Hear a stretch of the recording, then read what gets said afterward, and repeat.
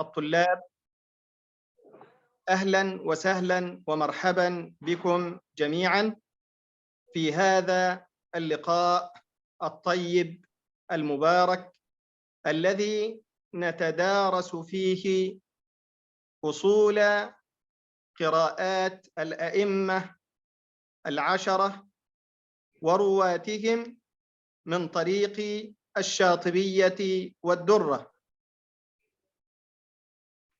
Baik, hadirin ahlan wa sahlan bikum wa marhaban jami'an. Untuk semuanya, kita akan bertemu dengan sebuah daurah dari usul Imam 10 dari jalan Thayyibah. Mohon maaf, dan kemudian riwayah dari Syatibiyah dan Durrah untuk kemudian menyampaikan usul-usul 10 dari qiraah yang tadi disampaikan oleh Syekh, dan kita akan bahas bersama. Namun ya Syekhna, law samahtum ya Syekhna, hunaka tullab yurid ayanzura madya wajhaka ya Syekhna. Mungkin an taftah video ya Syekhna.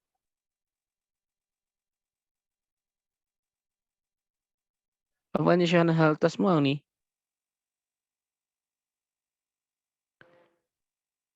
يريد أن ينظر. نعم يريدون أن ينظر جيدا. وجهك. نعم أسف. نعم.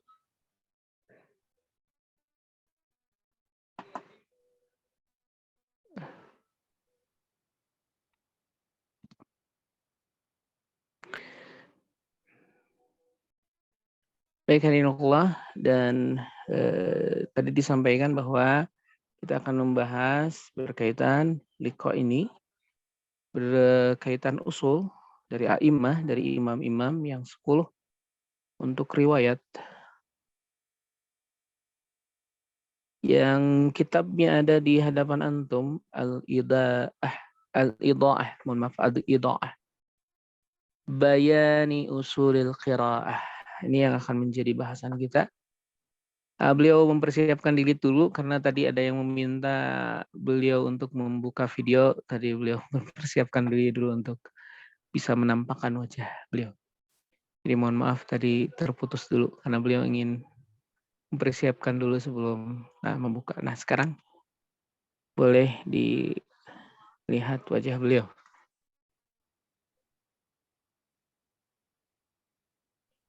Nah, insyaallah.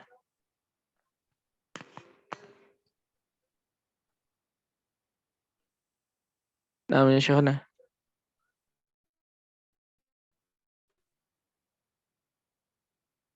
بارك الله فيكم جميعا. وفيكم بارك الله.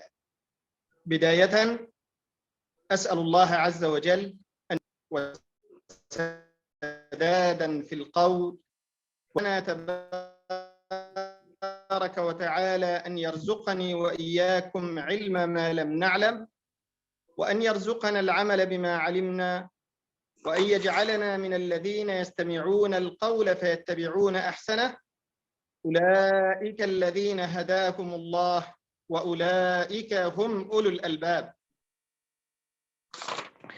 Baik, Allah, kemudian beliau menyampaikan sebuah doa kepada Allah Subhanahu wa taala bahwa kita adalah orang-orang yang mendengarkan qaul dan yattabi'u ahsanah, dan kemudian mengikuti hal-hal yang terbaik daripadanya. Dan merekalah kemudian ulaika ulul albab, mereka yang tergolong kepada ulul albab, orang-orang yang berakal, orang-orang yang mengetahui. نعم يا شيخنا. هذا هو اللقاء الأول في دورة أصول قراءات القراء العشرة من طريق الشاطبية والدرة.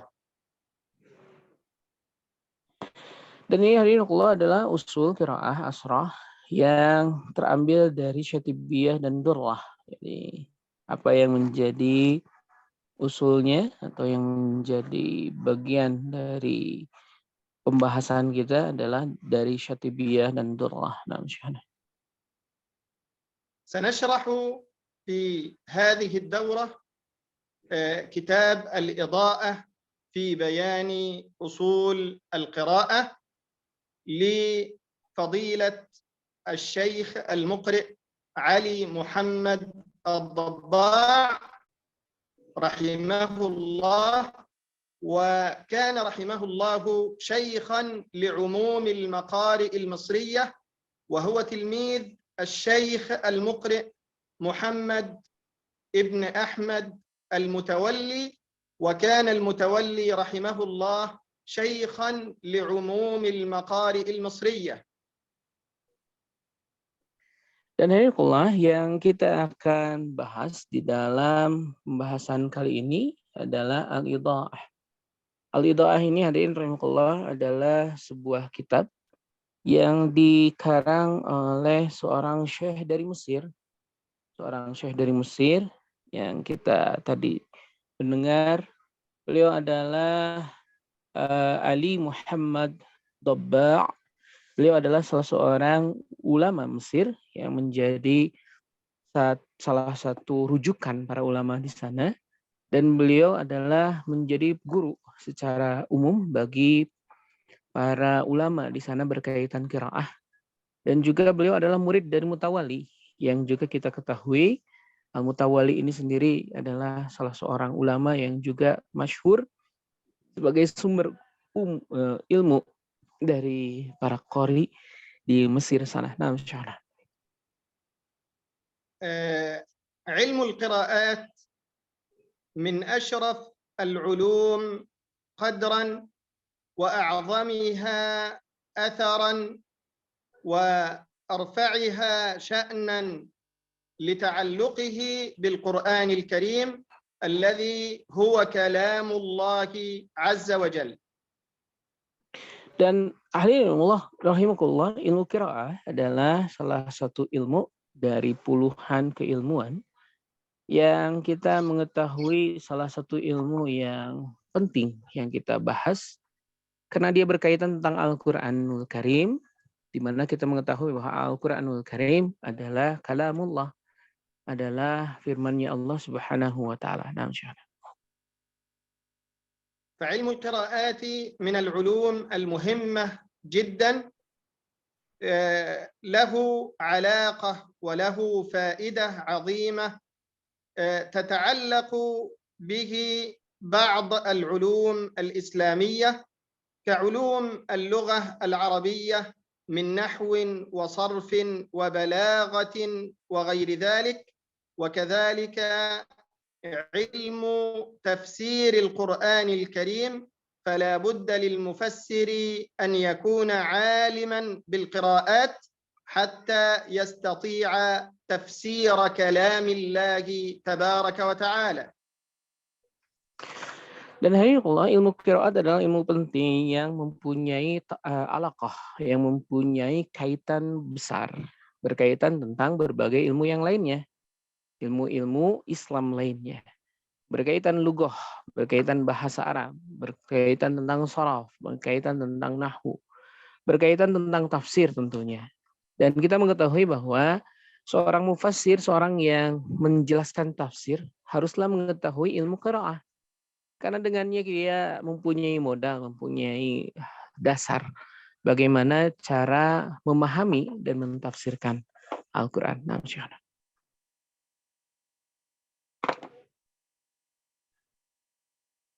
في هذا اللقاء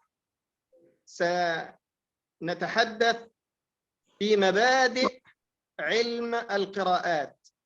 فتعريف علم القراءات هو علم تعرف به كيفية أداء كلمات القرآن الكريم واختلافها معزوا لناقله.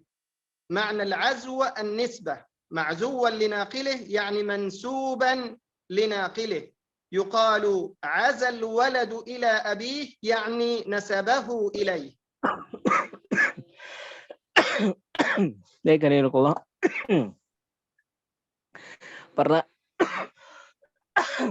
Pada pertemuan ini hari ini kita akan membahas tentang ilmu qiraah yang ada kaitannya dengan ada kaitannya dengan kaifiyah. Tadi yang dinamakan dengan ilmu qiraah tersendiri adalah sebuah kaifiyah bagaimana seseorang mengucapkan kalimat-kalimat di dalam Al-Quran. Kemudian secara khilaf, secara berbeda bagaimana disandarkan kepada Allah yang mengatakannya. Artinya dia dinasabkan kepada orang yang mengatakannya, seperti menasabkan seorang anak kepada ayahnya. Jadi bagaimana perkataan tersebut dinasabkan atau ucapan seseorang itu dinasabkan kepada asal usulnya atau nasabnya. Namsyana.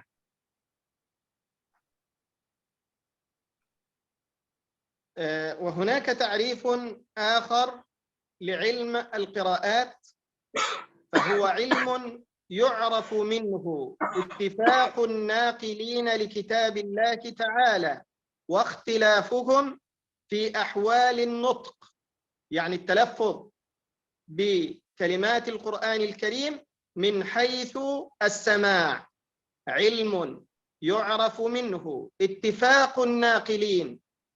الناقلين هم القراء 10 ورواتهم لكتاب الله واختلافهم في أحوال النطق، يعني التلفظ بالقرآن الكريم من حيث السماع. Dan kemudian ada takrif lain berkaitan qiraah, hadirin rahimahullah, bahwa di sini dinisbatkan kepada naqil, kepada orang yang mengucapkannya, yang talaffuz, yang mengucapkannya dari sama', dari mendengar. Nah, jadi ini sebuah takrif lainnya bahwa qiraah ini disandarkan kepada talaffuznya seorang qari, seorang yang naqil, berkaitan tentang apa yang dibacanya, disandarkan kepada sama', disandarkan kepada bagaimana yang bersangkutan mendengar atau mendapatkan hal tersebut dari apa yang sampai kepada telinganya. Naam, Syahana.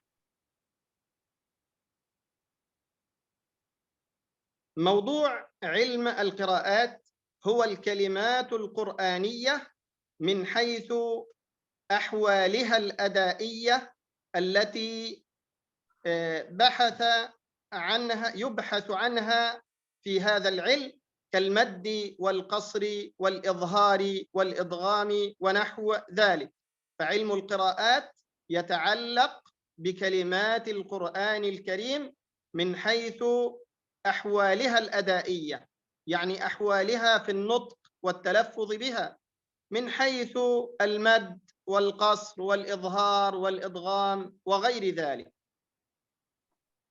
Dan kemudian hadirin Allah, ilmu ini, ilmu yang kita bahas ini adalah berkaitan tentang ahwal, bagaimana keadaan seseorang dalam adaiyah itu maksudnya adalah bagaimana bil nutki, cara pengucapan, berkaitan tentang mad, berkaitan tentang panjang, qasr atau pendek, idhar, hukum-hukum yang lainnya, yang berkaitan tentang kalimat-kalimat yang ada di dalam Al-Quran. Jadi cara pengucapan seseorang, jadi pembahasan ilmu ini berkaitan tentang bagaimana cara pengucapan seseorang, berkaitan kalimat-kalimat Qur'aniyah, kalimat-kalimat yang ada di dalam Al-Quran, secara adaiyah, maksudnya adalah bagaimana madnya, bagaimana qasarnya, bagaimana panjang pendeknya, bagaimana izharnya, bagaimana gunnahnya, dan sebagainya, hukum-hukum lain dalam Al-Quran. Insyaallah.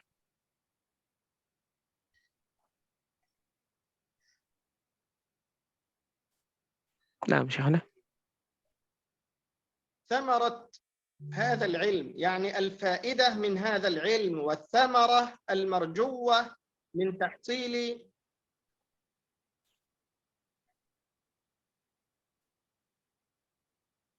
هل الصوت واضح؟ نعم يا شيخ، تقطع قليلا ولكن واضح. هل الصوت واضح؟ واضح يا شيخنا. واضح يا شيخنا. هل تسمعني؟ هل تسمعني؟ أنا أسمعك جيدا يا شيخنا. تمام. نعم أسمعك.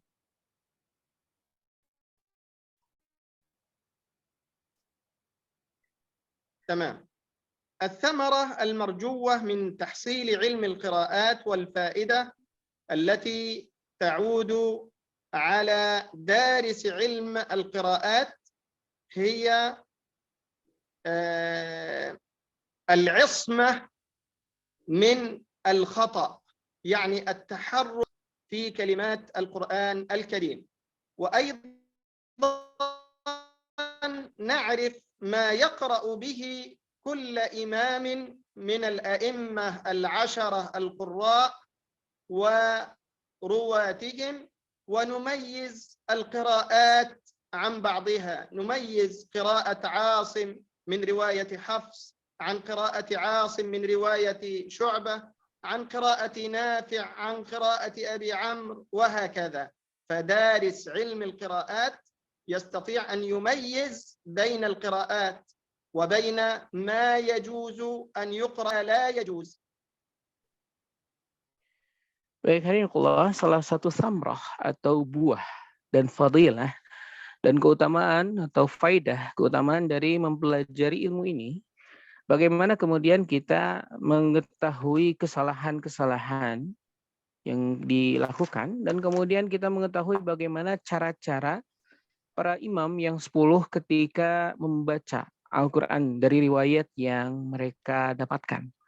Kemudian dari keilmuan yang kita dapatkan dari pembelajaran ini juga adalah dapat membedakan antara satu kiroah dengan kiroah yang lainnya. Kita mengetahui apa perbedaan antara kiroah Warsh, kemudian Su'bah, kemudian Nafi', kemudian Abi Amr, dan lain sebagainya. Maka dengan pembelajaran ini kita bisa mendapatkan sebuah ilmu mengetahui mana yang boleh dan tidak dalam pembacaan Al-Quran. Apakah ini diperbolehkan oleh ulama yang 10 atau tidak dalam pembacaan. Dan mana yang tidak diperbolehkan dalam pembacaan dikarenakan keilmuan dari qiraah asyrah yang kita dapatkan ini.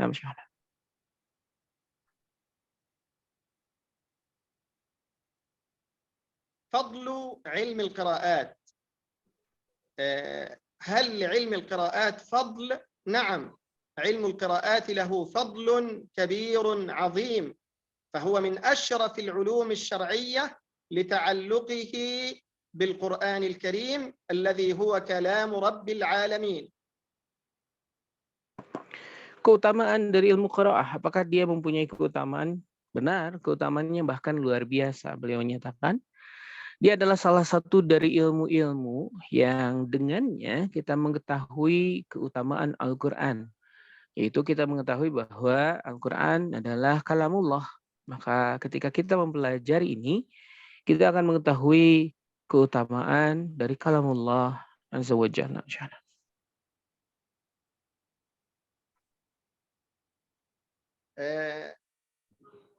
نسبة هذا العلم، علم القراءات، لغيره من العلوم التباين، يعني أن هذا العلم علم مستقل قائم بذاته واضح المعالم، لكن له علاقة بغيره من العلوم. فعلم القراءات يحتاج إليه النحوي، ويحتاج إليه المفسر، ويحتاج إليه الفقيه في استنباط الأحكام الشرعية. Dan hadirinullah, berkaitan ilmu ini, ilmu qiraah ini, dia adalah ilmu tabayyun. Dia adalah ilmu yang juga bisa menjadi penegas atau penjelas.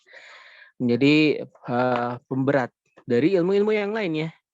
Menjadi sebuah hal yang menjelaskan berbagai macam ilmu yang lainnya. Karena ada alaqah, ada kaitan ilmu qiraah ini dengan ilmu nahwu, kemudian juga ilmu tafsir, kemudian ilmu fikih. Bagi orang-orang yang faqih, orang-orang yang katakanlah menjadi orang yang mempelajari fikih, maka ini juga salah satu ilmu yang wajib untuk didapatkan. Insyaallah.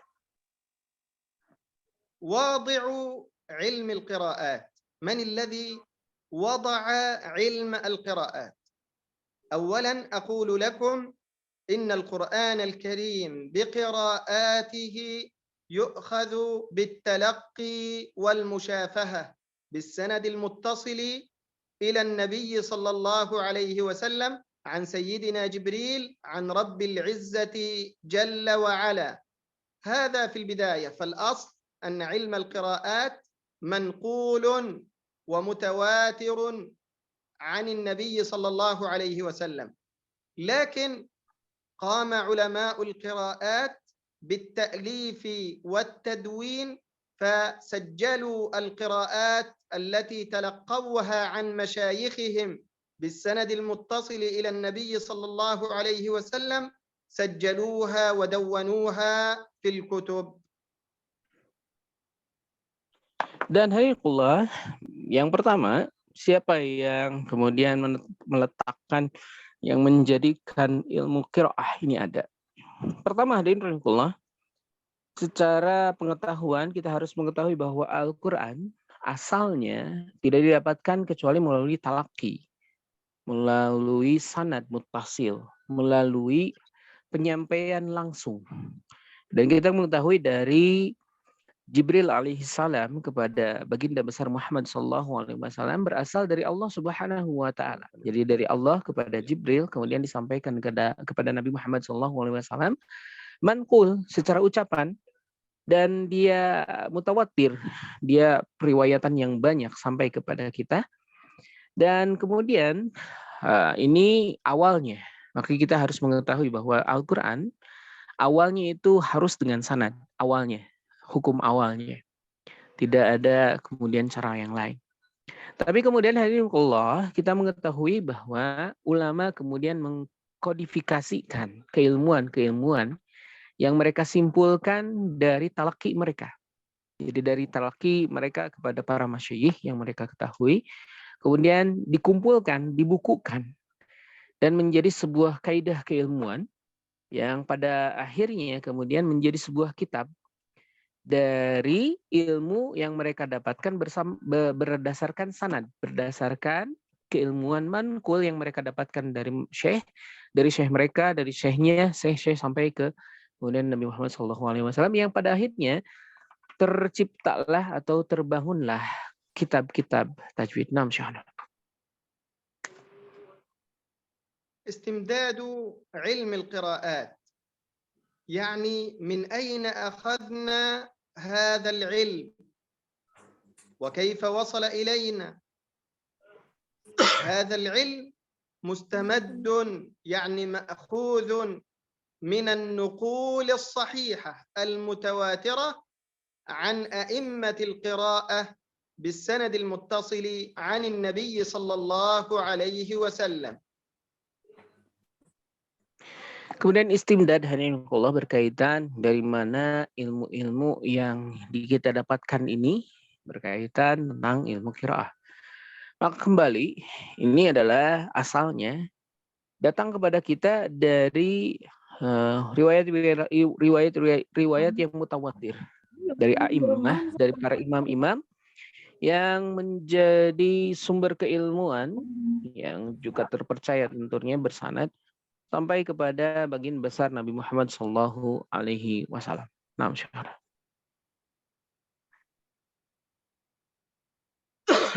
حكم علم القراءات من حيث التعلم ومن حيث التعليم. ما حكم تعلم علم القراءات وما حكم تعليم علم القراءات؟ تعلم هذا العلم واجب كفائي، واجب كفائي من حيث التعليم ومن حيث التعلم، يعني ليس فرضا عينيا على جميع المسلمين أن يتعلموا علم القراءات، أو ليس فرضا عينيا على كل من تعلم القراءات أن يعلمها، وإنما هو واجب كفائي إذا قام به البعض سقط عن الباقين. Berkaitan hukum belajar dan mengajarkan. Berkaitan hukum belajar dan mengajarkan ta'lim wa ta'allum, hukum ilmu qiraah. Maka hadirin rahimakumullah, hukum dari ta'lim wa ta'allum, dia adalah hukumnya wajib kifayah. Hukumnya adalah wajib kifayah.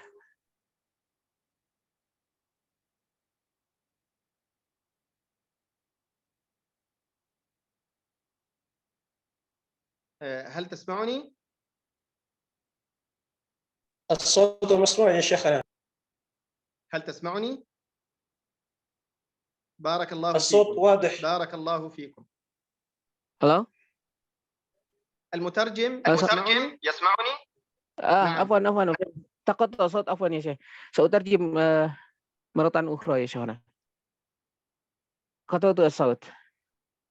تفضل. Baik, baik hadirin rahimakumullah, bahwa hukum dari pembelajaran dan pengajaran dari ilmu qiraah ini adalah hukumnya wajib kifayah. Hukumnya wajib kifayah. Maksud dari wajib kifayah, hadirin rahimakumullah, kita ketahui bahwa kalau ada yang sudah mengajarkan dan belajar tentang ilmu ini, maka saqatat an-dad, maka kewajiban dari pembelajarannya atau mengajarkannya sudah runtuh, sudah gugur. Dia sifatnya bukan fardu ain. Kita mengetahui dia sifatnya bukan fardu ain. Nah, insyaallah.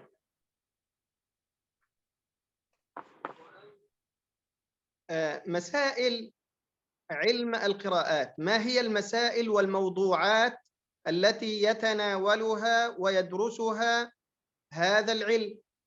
مسائله هي القواعد المتعلقة بقراءات القرآن الكريم، والتي جمعها العلماء فيما يعرف عندهم بأصول القراءات، أبواب الأصول كالمد والقصر والهمز المفرد ووقف حمزة وهشام على الهمز وغير ذلك من أبواب الأصول، وكذلك ما يكون في فرش الحروف من اختلافات بين الأئمة القراء. Baik, Allah, kita kemudian masuk ke dalam masail qaid, berkaitan tentang hal-hal yang berkaitan tentang kaidah. Apa yang dibahas di dalam qiraah ini? Maka di dalam qiraah, usul qiraah ini dibahas tentang apa-apa yang berkaitan tentang mad wal qasr, tentang panjang dan pendek. Kemudian tentang berkaitan hal-hal yang tadi disampaikan oleh Syekh, ada hamzah, kemudian hal-hal yang sifatnya usul, farsh, huruf, dan hal-hal yang berkaitan tentang pembagian-pembagian huruf dan sebagainya. Hadirin Allah. Kemudian ini pembahasan yang sifatnya qaid. Sifatnya qaid atau sifatnya berkaitan tentang kaidah-kaidah. Nah, Syekhana.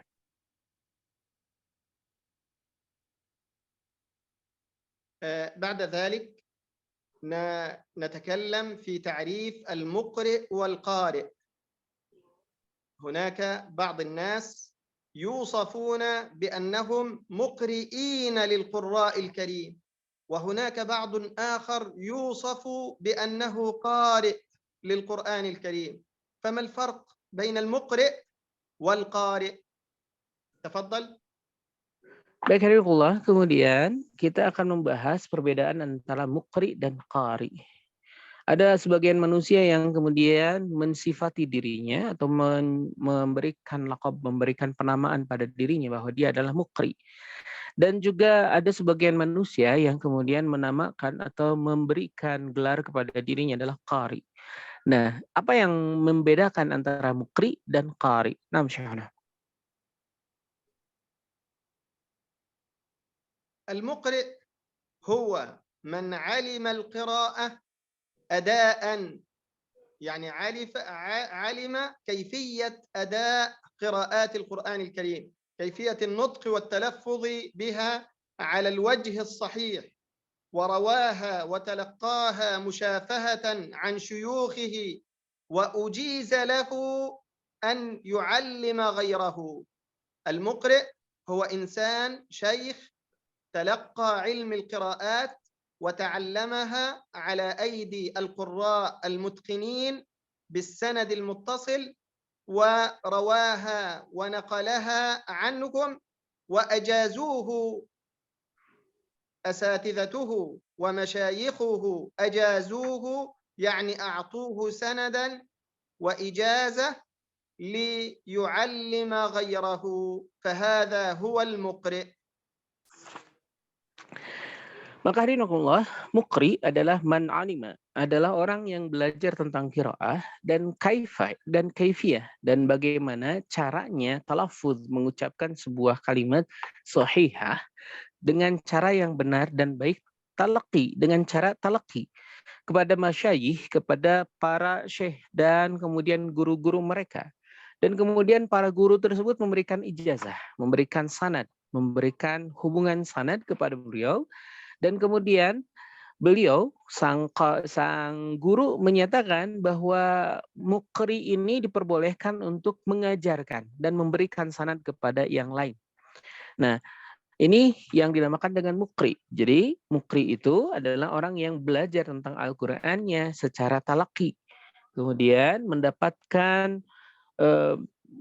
mendapatkan konfirmasi dari syekhnya atau dari gurunya bahwa dia benar bacaannya, dan kemudian mendapatkan ijazah dari gurunya untuk boleh mengajarkan kepada yang lain, mendapatkan ijazah dan sanad dari gurunya untuk mengajarkan kepada yang lain.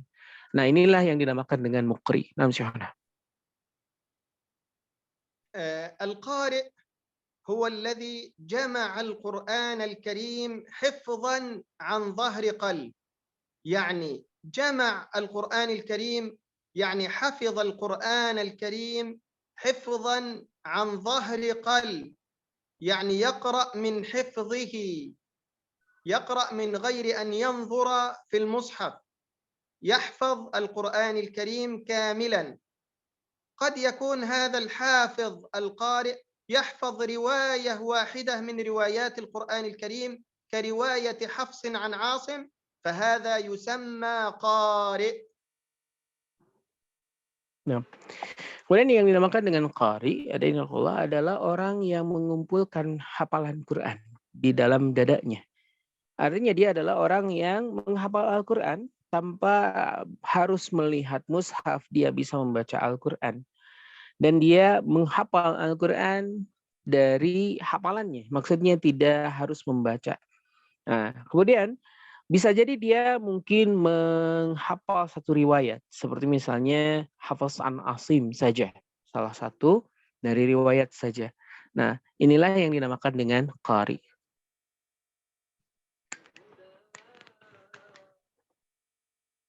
القارئ قد يكون مبتدئا، قارئ مبتدئ أو قارئ متوسط أو قارئ منتهي. يعني القارئ على ثلاثة أقسام أو أنواع أو فئات.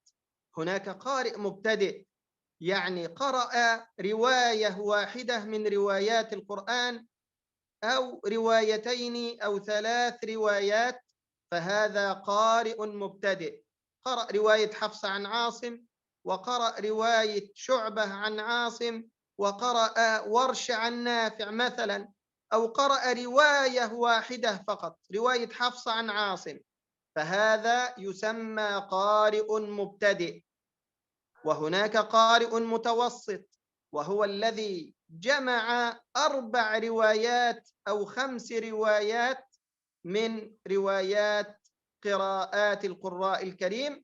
وهناك قارئ منتهي وهو الذي حصل وقرأ وتعلم أكثر روايات القرآن الكريم. Baik, alhamdulillah. Kemudian berkaitan tentang qari, qari itu sendiri terbagi menjadi 3 kategori. Ada qari mubtadi, ada qari mutawassit, dan qari yang mohon maaf, yang akhir, yang paling utama, yang paling tinggi. Di sini disebutkan hadirin berqullah yang dinamakan dengan qari mubtadi adalah orang-orang yang menghafal Al-Quran dengan 1 riwayat, 2 riwayat, atau 3 riwayat.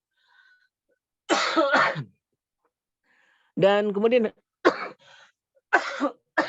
Dan hadirin qari mubtadi misalnya dia menghafal Hafs an Asim atau Su'bah atau riwayat Warsh an Nafi'. Maka ketika ada seorang qari yang menghafal satu riwayat saja atau dua riwayat sampai dengan 3 riwayat, maka dinamakan dengan qari mubtadi.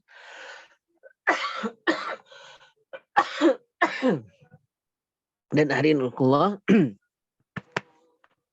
adapun yang dinamakan dengan qari mutawassit adalah qari yang menghafal 4 sampai 5 riwayat Al-Qur'an. Jadi kalau qari mutawassit dia bisa menghafal 4 atau 5 riwayat dari riwayat-riwayat yang kemudian diketahui. Dan kemudian qari yang kemudian yang paling tinggi derajatnya yaitu mutakhir, maksudnya adalah qari yang dia menghafal aksar, menghafal paling utama, paling banyak, lebih banyak dari yang lainnya, lebih dari 5 riwayat sampai lebih dari 5 riwayat. Maaf, Syekh. حكم حفظ القرآن الكريم. ما حكم حفظ القرآن الكريم؟ حكمه فرض كفاية، إذا قام به البعض سقط عن الباقين، فليس مطلوب أن تحفظ الأمة كلها القرآن الكريم حفظا عن ظهر قلب. هذا ليس فرض عين على جميع الأمة أن تحفظ القرآن الكريم كاملا عن ظهر قلب، وإنما حفظ القرآن فرض كفاية، إذا قام به البعض سقط عن الباقين. لماذا؟ لئلا ينقطع عدد التواتر فيتطرق التبديل والتغيير والتحريف إلى القرآن. لابد وأن تبقى فئة وجماعة من أمة سيدنا محمد صلى الله عليه وسلم تحفظ وتعلمه للناس. Kemudian حفظ القرآن فرض كفاية وتعليم القرآن فرض كفاية، إذا قام به البعض سقط عن الباقين، وكذلك تعلم القراءات. تفضل. Baik, hadirin hifdzul Quran. Menghafal Al-Quran hukumnya adalah fardu kifayah. هل تسمعني؟ نعم يا شيخنا سمع وقتك جيدا. سمعتني يا تفضل. شيخنا. نعم جيدا. Baik, hifdzul Quran hadirin menghafal Al-Quran hukumnya adalah fardu kifayah. Nampaknya delay ke sana ya. Fardu kifayah hukumnya hadirin sebagaimana kita mengetahui bahwa menghafal Quran ini tidak menjadi kewajiban bagi umat untuk menghafalkan keseluruhan dari Al-Quran. Dan dia hukumnya adalah fardu kifayah. Arti dari fardu kifayah sudah disampaikan oleh Syekh. Dia saqata an ba'd. Ketika seorang sudah melakukannya, maka yang lain sudah terwakili. Dan ini hadirin Allah, kenapa kemudian hukumnya harus ada orang di antara manusia yang kemudian menghafal Al-Quran, supaya kemudian adat atau jumlah tawatur atau mutawatirnya di Al-Quran terjaga. Bagaimana kemudian tidak terjadi tagyir, perubahan dari Al-Quran tersebut, tahrik. Kemudian bagaimana ada hal-hal yang menjadi perubahan bergeraknya Al-Quran dari hal-hal yang tidak seharusnya, maka harus ada di antara bagian dari manusia, fi'ah, segolongan manusia yang terus mengajarkan, yang terus mempelajari, yang terus menghafalkan Al-Quran.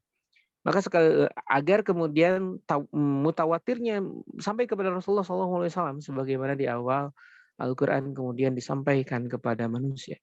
Maka sekali lagi hadirin Allah, bahwa hukum dari menghafal Al-Quran, kemudian hukum dari mengajarkan Al-Quran, kemudian juga hukum mempelajari Al-Quran, ketiganya, hafalnya, mengajarkannya, kemudian mempelajarinya, dia adalah hukumnya adalah fardu kifayah, bukan fardu ain. Untuk menjaga, tetapi kenapa harus ada sebagian manusia untuk mempelajarinya, untuk menjaga kemurnian Al-Quran. Nah, Syekhana. Nah, Syekhana. لكن الذي أريد أن أقوله، هل تسمعني؟ نعم سمعتك جيدا يا شيخنا. نعم سمعتك جيدا.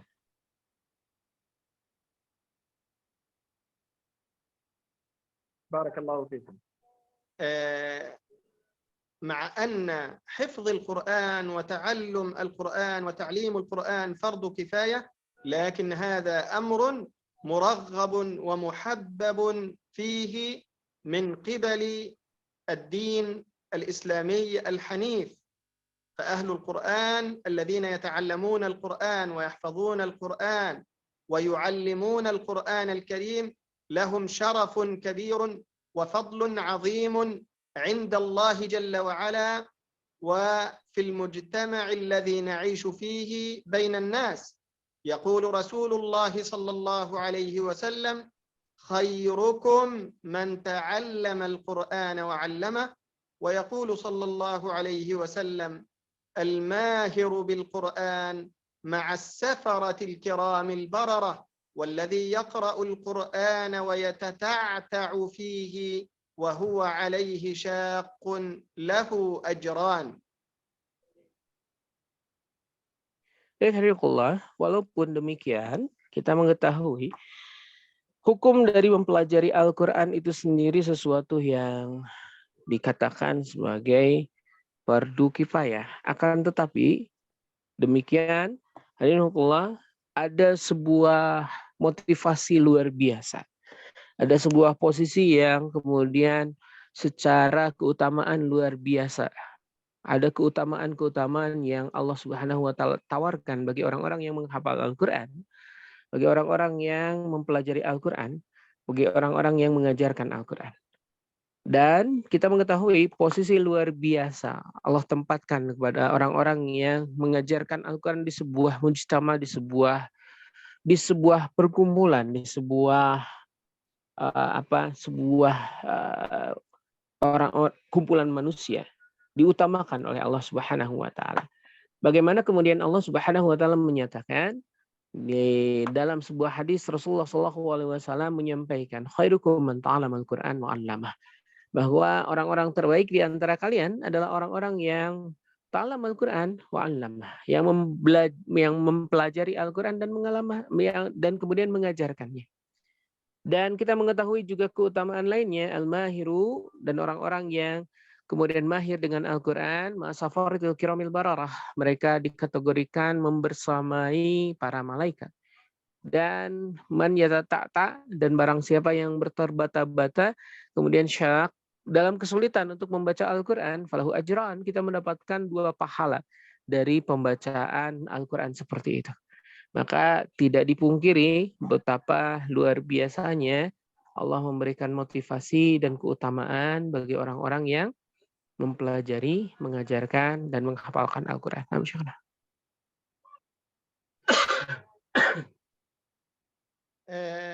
بعد ذلك حكم أخذ الأجرة على تعليم القرآن الكريم للمسلم، المسلم الذي يعلم القرآن الكريم. ما حكم أخذ الأجر، المال مقابل تعليم القرآن الكريم؟ ما حكم ذلك في الشريعة الإسلامية؟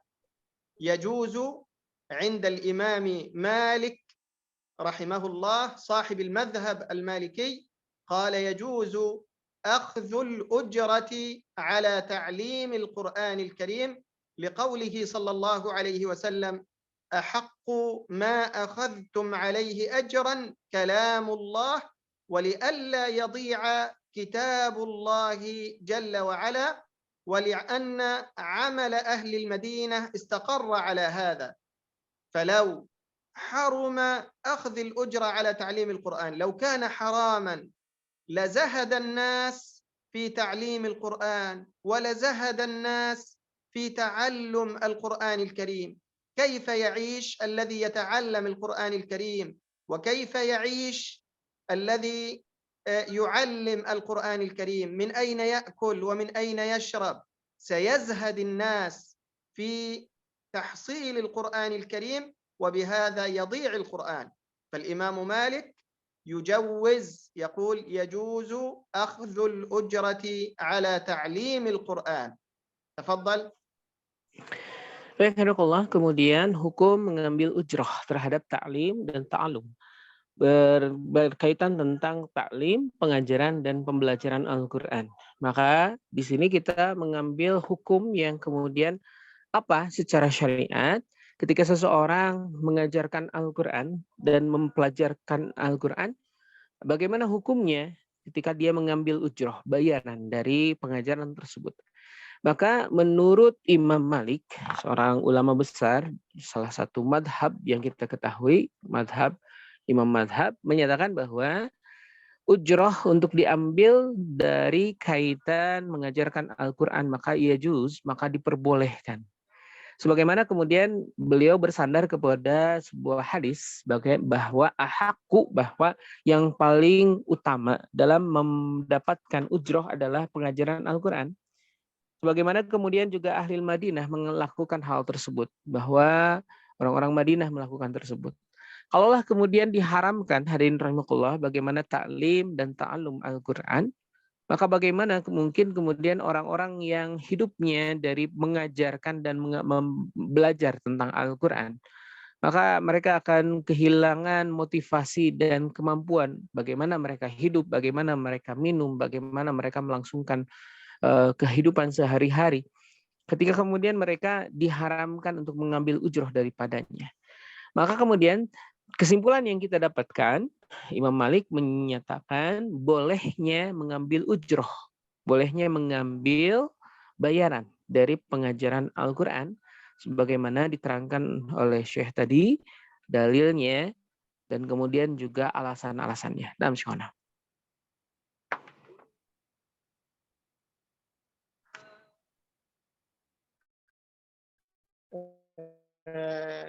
الإمام أبو حنيفة وأصحابه يقولون بالمنع، يمنعون أخذ الأجرة على تعليم القرآن الكريم. وأجاز الإمام أخذ الأجرة على كان هناك شرط بين المعلم والطالب، ويعني كان هناك شرط أن يأخذ المال مقابل التعليم.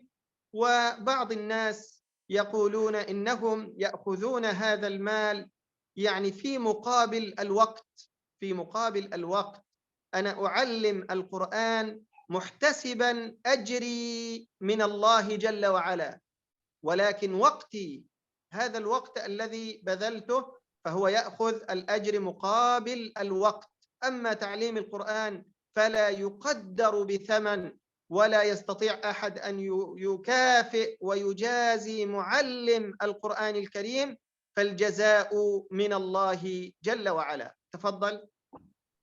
Kemudian dari Imam Abu Hanifah, salah satu imam dari madhab, menyatakan tidak boleh mengambil ujroh dari ta'lim Al-Quran. Tapi kemudian dinisbatkan kepada sebuah syarat. Diperbolehkan untuk mengambil talib berkaitan memberikan ujroh ke mal atau harta kepada sang pengajar dengan kaidah, dengan sebuah katakanlah sebuah perjanjian berkaitan bahwa yang dibayar bukan pengajarannya, tapi pengganti waktunya. Karena sang guru menghabiskan waktu untuk kemudian mengajarkan, maka yang dibayarnya bukan pengajarannya, tetapi yang dibayar adalah waktu yang dihabiskan oleh yang bersangkutan. Dan dikembalikan kepada sebuah kaidah bahwa al-ajru dari Allah, bahwa pahala pengajaran ini tidak bisa diuangkan, dikarenakan ini adalah sesuatu yang luar biasa besarnya dari Allah Subhanahu wa Ta'ala. Maka dia mengajar meniatkan untuk Allah Subhanahu wa Ta'ala. Adapun muqabil, adapun yang didapatkannya berupa ajar berupa uang atau berupa sesuatu yang diambil, ini adalah pengganti waktu saja, pengganti waktu yang dihabiskan oleh sang pengajar untuk mengajarkan ilmu tersebut kepada muridnya. Karena kalau secara hitung-hitungan manusiawi, maka tidak mungkin seseorang membalas atau seseorang membayar ilmu Al-Quran ini karena sesuatu yang secara hitung-hitungan dia begitu luar biasa bermakna atau luar biasa mempunyai kedudukan yang tinggi sehingga tidak bisa dinilai dengan uang. Nah, Syahana.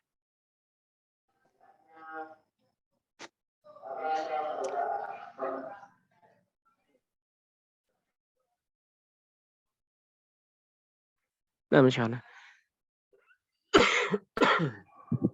Nah, Syahana. Syekh? Apa nampaknya? Syekh? Syekh kita nampaknya keluar dari Zoom. Mungkin jaringan beliau sedang down. Kita tunggu semoga beliau bisa masuk kembali bersama kita.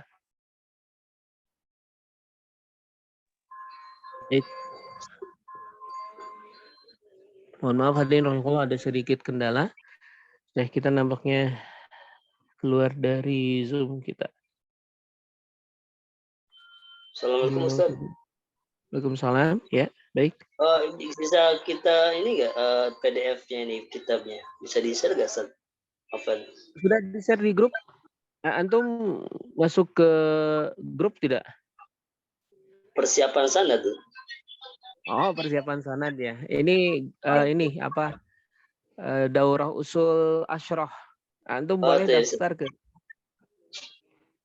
Boleh. Boleh. Barakallahu fikum. Jadi, nah, jazakallahu khair.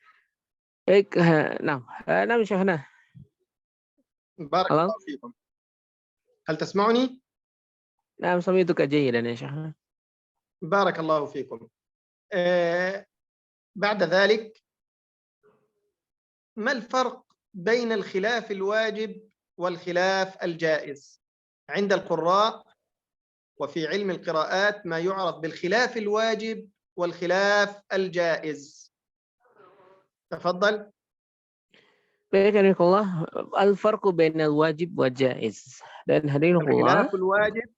الخلاف الواجب والخلاف الجائز.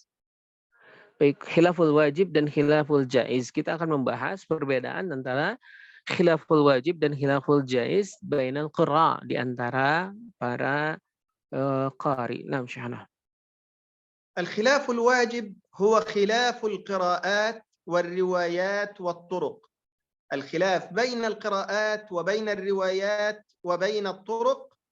فعند القراء ما يعرف بالقراءة يقال قراءة نافع وقراءة ابن كثير وقراءة عاصم وقراءة حمزة، وهناك روايات يقال رواية حفص عن عاصم، رواية ورش عن نافع، رواية السوسي عن أبي عمرو، وهناك طرق يقال رواية ورش من طريق الأزرق، رواية ورش من طريق الأصبهاني، وهكذا. فما هي القراءة وما هي الرواية وما هو الطريق؟ الفرق بين القراءة والرواية والطريق: القراءة هي ما ينسب إلى الإمام القارئ، يقال قراءة نافع، قراءة عاصم. والرواية ما ينسب إلى الآخذ عن الإمام، يعني تلميذ الإمام، يقال حفص، رواية حفص لأنه تلميذ عاصم، رواية ورش لأن ورش تلميذ نافع، رواية خلف عن حمزة لأن خلف تلميذ حمزة. هذه هي الروايات. أما الطرق فالطريق هو ما ينسب إلى الآخذ، إلى الراوي، إلى الآخذ عن الراوي. الآخذ عن الراوي يسمى طريق، يعني نافع إمام قارئ، تلميذه ورش يسمى راوي، تلميذ ورش اسمه الأزرق أو الأصبهاني، فالأزرق طريق والأصبهاني طريق وهكذا. تفضل. Alhamdulillah. Kemudian kita khilaf. Di sini berkaitan tentang khilaf. Dan di sini hadirin rahimakumullah, kita kemudian membahas ada yang dinamakan dengan qiraah, ada yang dinamakan dengan riwayah, dan ada yang dinamakan dengan tarik. Di sini kita mendapatkan qiraah Nafi', qiraah Ibnu Katsir, qiraah yang lainnya. Kemudian riwayah Hafs an Asim, riwayah Warsh an Nafi, riwayah Susi, dan lain sebagainya. Tarik misalnya dari Asbahani dan lain sebagainya. Dan hadirinullah, yang dimaksud dengan qiraah di sini adalah qari'nya atau imamnya. Misalnya imam di sini berkaitan tentang Nafi'. Kemudian riwayah adalah muridnya yang pengambil dari murid dari sang imam. Jadi murid dari sang imam. Contohnya adalah Warsh. Di sini Waras kemudian mempunyai murid. Nah, kemudian di bawahnya ada turuk. Turuk itu tarik. Tarik misalnya pengambil dari rawi. Misalnya periwayat yang di atasnya gitu. Ada tarik berkaitan dari rawi. Kemudian di sini kita mendapatkan kemudian tarik itu contohnya dari Imam Nafi'. Imam Nafi' adalah kemudian mempunyai murid Warsh, dan kemudian Warsh mempunyai Azraq. Nah, Azraq ini adalah tarik dari imam di atasnya. Jadi perbedaan antara tadi yang disebutkan oleh Syekh berkaitan qiraah ini, ada yang dinamakan dengan riwayah, ada yang dinamakan dengan tarik, gitu ya, seperti itu. Nam ya Syekhuna, lau mungkin tukarrir hadha yani al-mada al-bayan ya Syekhuna bi mada bi riwayah wa qiraah wa tarik ya Syekhuna. تمام. بارك الله فيكم. نحن عندنا القراء العشرة. سجل، اكتب يا أخي حتى تستطيع أن تترجم. اكتب أسماء القراء العشرة. نعم، لو ممكن تقرأ شيئا يا شيخنا حتى نعم أكتب. أقرأ. نعم تفضل. نقرأ ماذا؟ ممكن ماذا أن تقول بلطف يا شيخنا بالبطء. نعم تفضل. تمام. بارك الله فيكم. عندنا قراءات 10 منسوبة للقراء العشرة، الأئمة العشرة. هؤلاء الأئمة تلقوا عن شيوخهم القرآن الكريم، والشيوخ قرأوا على يعني من فوقهم، ومن فوقهم قرأ على الصحابة رضوان الله عليهم، وقرأ الصحابة القرآن بقراءاته على النبي صلى الله عليه وسلم. فعندنا أئمة 10 قراء هم نافع وابن كثير وأبو عمرو وابن عامر وعاصم وحمزة والكسائي وأبو جعفر ويعقوب وخلف العاشر. كل إمام من هؤلاء الأئمة العشرة يسمى قارئ. هناك تلامذة لهؤلاء القراء، فالتلميذ الذي روى وأخذ عن القارئ يسمى راوي. فنافع راوي عن الإمام قالون راوي عن الإمام نافع، ورش راوي عن الإمام نافع، السوسي راوي عن أبي عمرو، حفص راوي عن عاصم، شعبة راوي عن عاصم. بعد ذلك الذين تتلمذوا على يد الرواة تتلمذوا على يد الرواه وأخذوا عنهم وتلقوا القراءات عنهم، يسمى كل واحد منهم طريق.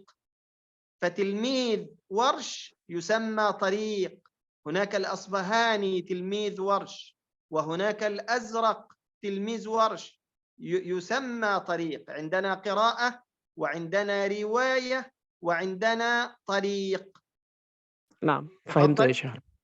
Nah, baik Hanikullah, kita mendapatkan qurra yang 10. Qurra yang 10 ini mendapatkan pengajaran ilmu dari syekh mereka. Kemudian syekh mereka mendapatkan dari syekh mereka sampai kemudian para sahabat, kemudian kepada Nabi Muhammad SAW. Maka qari yang 10 itu tadi Nafi', kemudian Amir, kemudian Amr, kemudian Amir, kemudian Asim, kemudian dan Kisai, kemudian Yaqub dan Khalaf. Dan kemudian Hanikullah ini yang disebut dengan qari. Ada 10 qari. Tadi mohon maaf saya kurang cepat menulisnya. Mungkin nanti diulangi oleh Syekh. Baik, kemudian 10 qari ini Hanikullah mempunyai murid, dan murid dari qari ini dinamakan sebagai riwayah. Nah, misalnya di sini kita mendapatkan muridnya dari Nafi' namanya Qalun dan Warsh. Kemudian dari Abi Amr namanya Susi. Kemudian tadi dari Subah muridnya dari siapa tadi? Subah min tilmidhi man ya Syekhna? Asim. Nah, Asim. Hafaz an Asim dan Subah an Asim. Nah, kemudian ini yang dinamakan dengan riwayah. Kemudian sang rawi, sang pemberi riwayah ini mempunyai murid, dan muridnya disebut dengan tarik. Misalnya dari murid tadi ada Asfahan dan Azraq dari Hafaz, misalnya seperti itu. Nah, kita mendapatkan istilah qari yang paling atas, kemudian di bawah qari ada riwayah. Nah, muridnya qari adalah riwayah. Kemudian di bawah riwayah ada tarik. Jadi ketika kita mengambil tarik, maksudnya adalah muridnya dari muridnya qari. Kemudian riwayah maksudnya adalah murid dari qari. Qari adalah orang yang mengambil mengambil ilmu dari para masyayikh yang sampai kepada Rasulullah SAW, dan jumlahnya yang disampaikan tadi yang mutawatir adalah yang kemudian ditetapkan adalah 10 orang. Nah, insyaallah. عندما يكون هناك خلاف بين الرواة أو خلاف بين الطرق، هذا الخلاف يسمى خلاف واجب، لابد أن يقرأه الطالب وأن يلتزم به لأنه من الخلاف الواجب. فمثلا قالون له في المد المنفصل القصر والتوسط من طريق الشاطبية، قصر المنفصل بمقدار حركتين، وله توسط المنفصل بمقدار 4 حركات. قالون عن نافع له القصر والتوسط في المد المنفصل. طيب ورش عن نافع الراوي الثاني لنافع له في المد المنفصل الإشباع 6 حركات. فعندما أقرأ ختمة على شيخي برواية ورش عن نافع، هل يجوز أن أقرأ بتوسط المنفصل أو قصر المنفصل؟ لا يجوز، وإنما يجب علي أن أقرأ بالمد 6 حركات لورش عن نافع. فهذا من الخلاف الواجب الذي لا بد من الاتيان به. تفضل. Baik, Hanikullah, ada khilaf tarik. Ada perbedaan yang kita dapatkan dari tarik. Khilaf wajib. Salah satu yang disampaikan adalah khilaf wajib. Khilaf wajib atau perbedaan yang wajib ada. Contoh disampaikan oleh Syekh berkaitan qalun an-nafi'. Di sini berkaitan tentang mad munfasil. Di dalam riwayat ini maka dibacanya dengan cara 2 atau qasr dan tawassut dengan 4. Kemudian Warsh an-Nafi' membacanya dengan 6 harakat. Maka ketika seseorang khutbah, ketika seseorang menamatkan bacaan dengan sebuah tarik ya, yang berbeda, maka dia tidak boleh kemudian membaca dengan cara yang lainnya, dengan tarik yang lainnya. Misalnya dia khutbahnya khutbah warsh.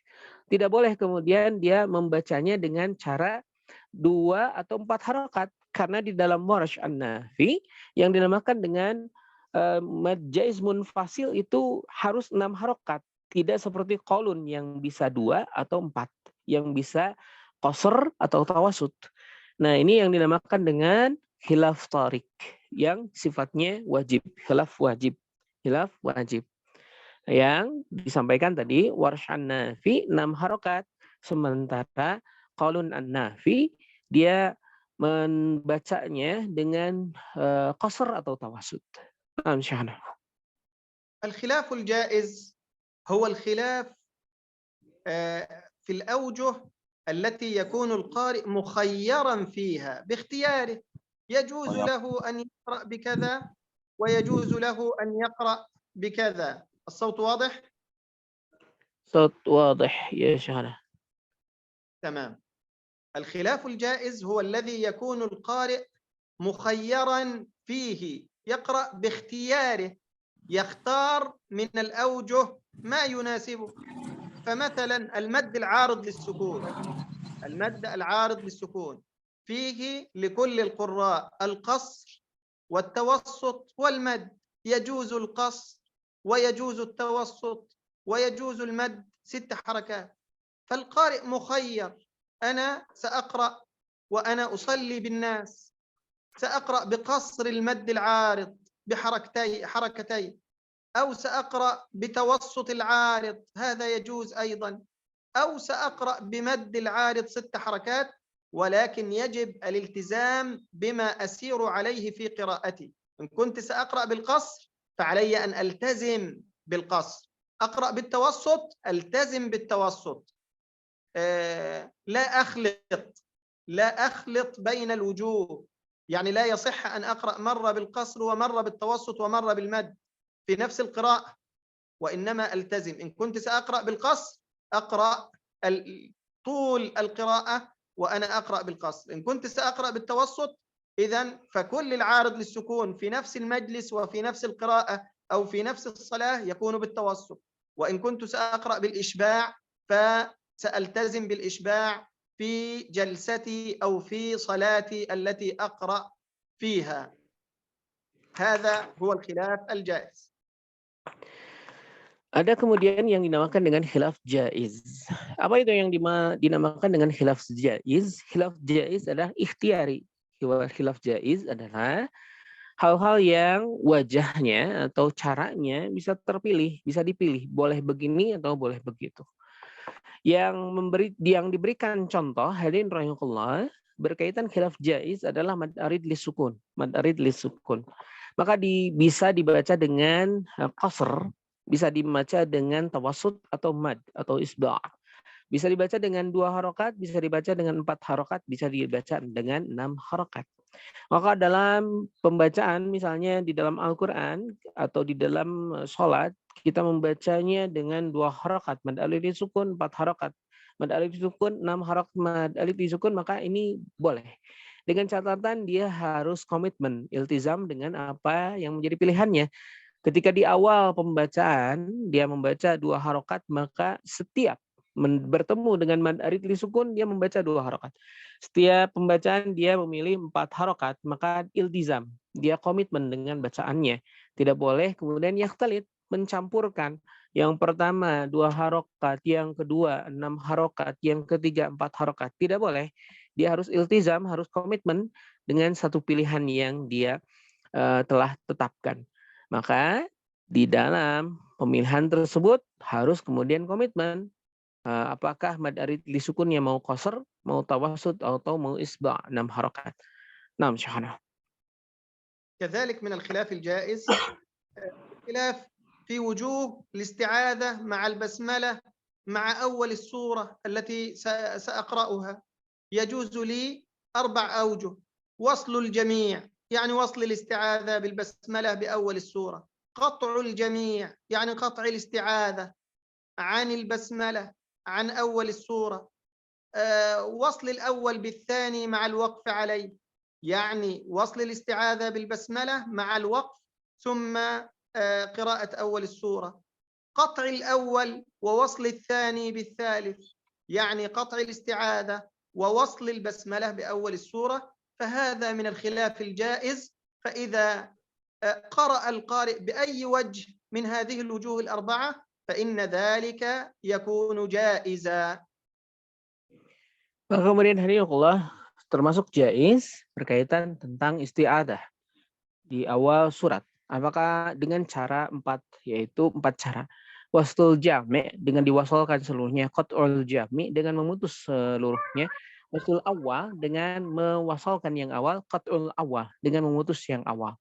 Ini hadirin adalah 4 cara yang kemudian diperbolehkan, dan ini yang dimasukkan ke dalam kaitan jaiz tadi, di dalam khilaf jaiz. Naam syahana.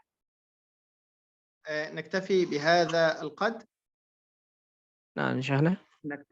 نكتفي بهذا القدر، وأسأل نعم الله تفضل عز وجل أن يعلمنا ما ينفعنا وأن ينفعنا بما علمنا وأن يزيدنا علما.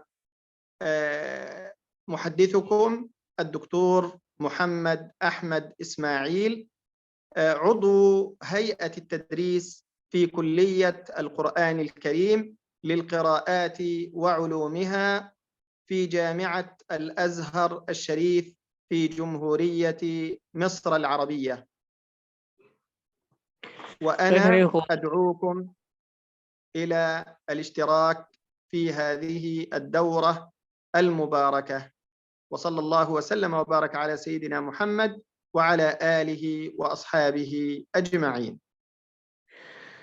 Baik, hadirin barakallahu fikum. Beliau telah menutup pertemuan pertama ini dengan kemudian menyampaikan siapa beliau. Beliau adalah dokter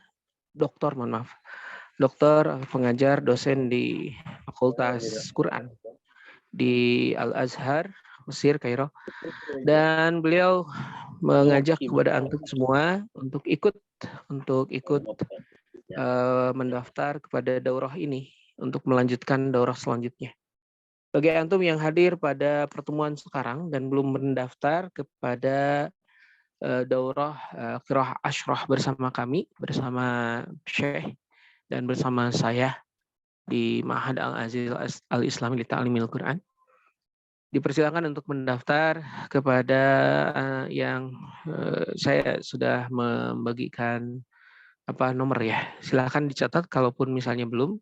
Nomor saya 0858 6061 5396.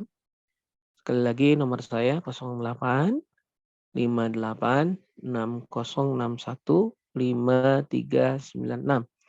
Bagi yang ingin mendaftar kepada daurah ini dan belum bersama kami untuk mengikuti daurah ini, persilakan untuk mendaftar.